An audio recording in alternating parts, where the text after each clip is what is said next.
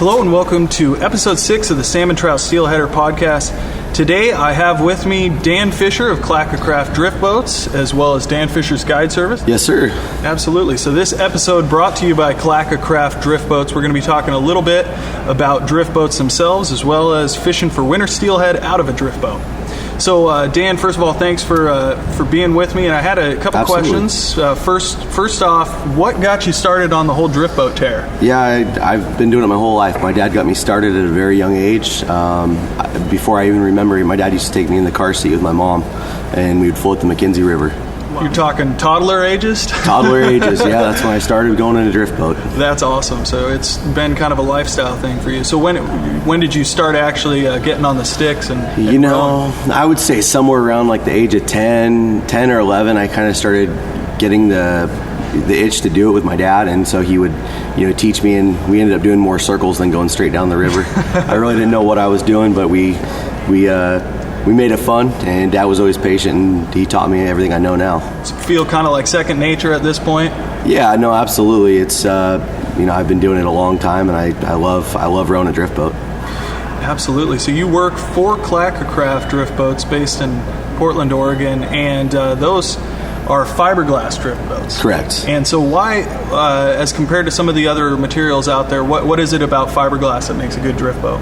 It's the way Clackacraft, with the way we design our boats, the hull strength, the displacement, how quiet they are, they're warm, and our warranty. Our warranty, the 100-year Clackacraft hull warranty, is the best in the industry, and so that sets us apart from a lot of the different manufacturers. Oh, wow. Yeah, 100-year hull warranty. Yes. Tell us a little bit about that. That's against all leaks and manufacturer defects. So if you do puncture a hole in the bottom, we're gonna fix it, and if it's unfixable, we're gonna replace your boat. No questions asked. Wow. What makes a drift boat good to fish out of? Again, back to our Clackacrafts, the reason our boats are so comfortable to fish out of is because they're spacious. The inside of them you can move around, and we measure our boats center line, so front to back. On my personal boat, the Clackamax is 18 feet, and everything is movable inside that boat. My two front pedestal boxes move, and so it gives my customers and my friends a comfortable space to walk in while they're fishing and stand. You're not sitting side by side, scrunched in and uncomfortable. You can move around in the boat, and it's a wide, stable platform that still rows very well. So you said like an 18-footer. Say you got someone that's looking at getting their first drift boat. Is that a good length to go with as far as... it's not gonna hurt you because it still rows very, very well. Yeah. Our 18-footer rows exceptionally well, loaded down. it's a big boat, but it's very maneuverable. Just one extra stroke on the oars and you can slow it down. It tracks extremely well while you're pulling plugs.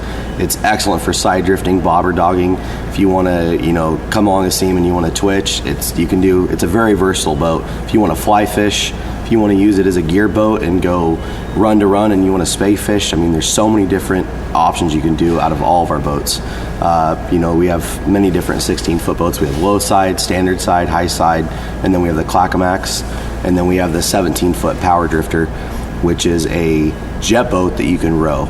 It's a flat-bottom jet boat that you can row, which is a very versatile boat as well and can run extremely shallow water. What would you say for kind of matching oar lengths and oar styles to boats? Do you have any general rules that you go by? It's usually off of the beam. We measure the beam. On our 16-foot low-sided boats, we will run 9-foot oars. On our 16-foot standard sides, we run 9'4" or 9'6" oars, depending on the customer preference. And on our Clackamax, we run a 10-foot oar. And then on the power drifter, we run a 9-foot oar. Now, when it comes to actual winter steelhead fishing from a drift boat, I know that you yourself are a very productive winter steelhead fisherman. I know that some of the Clackacraft models come with the kicker motors and such. Do you run a motor on your drift boat ever? Yeah, I do, absolutely. I do run a little 8-horse on it. I use it to be able to rerun runs, or depending on the river, if they allow motors, if I want to back troll plugs or back troll diver and bait.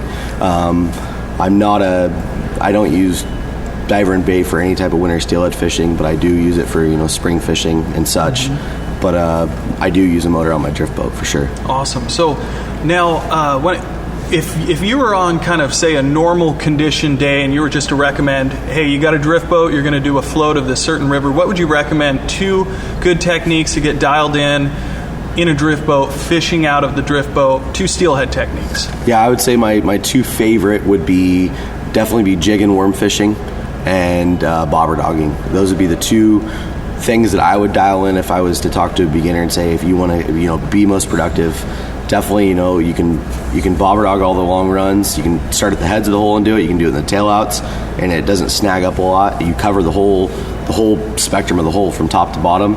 And then if you want to fish pocket water and fish inside seams and soft edges, jigs and worms, you can't contest how effective a worm and a jig really is. Absolutely. So how about Steelhead Colors? Now, not related to any specific bead or worm or spinner or anything like that. We're just talking colors. If you only had 3 colors that you could have on any bait or lure for the rest of your life for steelhead, what would those 3 colors be? Cerise, peach, and pink. No red?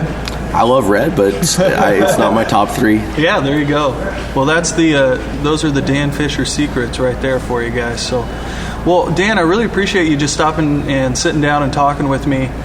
If you guys get a chance, whether you're at, like we're at the Portland Sportsman Show right now, but wherever you may be, if you get a chance to check out the Clackacraft drift boats, they are a long-time bestseller here in the Northwest, as well as you guys do a lot of business in Idaho. Is it? We have a huge store in Idaho Falls, Idaho. Mm-hmm. It's a 6-acre lot over there, and we do a lot of business in all the blue ribbon trout streams.